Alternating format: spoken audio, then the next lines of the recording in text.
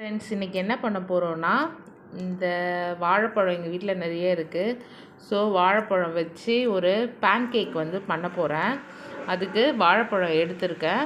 இப்போ அதுக்கு தேவையானது பார்த்தா கோதுமை மாவு, பால், பேக்கிங் சோடா, அப்புறம் பேக்கிங் பவுட்ரு, நாட்டு சர்க்கரை போட்டுக்கலாம்.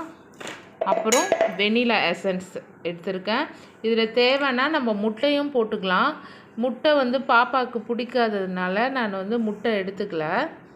ஸோ இதை வந்து நான் இப்போது பேஸ்ட் மாதிரி இப்போ ரெடி பண்ணிக்கிறேன்.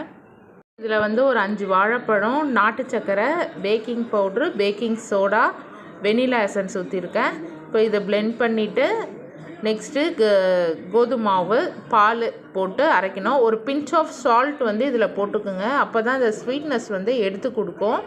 ஸோ இதை நம்ம வந்து அரைச்சிட்டு பார்ப்போம். நம்ம பேட்டர் வந்து ரெடி ஆகிடுச்சு. இங்கே பாருங்கள், நல்லா மிக்ஸ் பண்ணியாச்சு.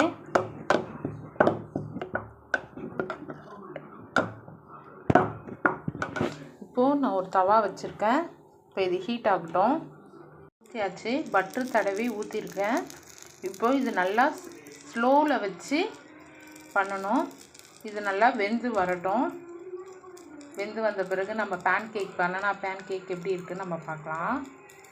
இந்த தோசை என் வீட்டுக்காரர் கொடுத்துருக்கேன். எப்படிங்க இருக்குது? நீங்கள் சாப்பிடுங்க. ஏங்க எப்படி இருக்கு? நல்லா இருக்கா? இதுவம்மா இன்னும் இப்போ தான் எழுந்தாங்க. ஸோ அதனால் நீங்களும் கண்டிப்பாக உங்கள் வீட்டில் வந்து ட்ரை பண்ணிவிட்டு சொல்லுங்கள் எப்படி இருந்துச்சுன்ட்டு. அழகர் கோயில் அங்கே பக்கத்தில் தான்.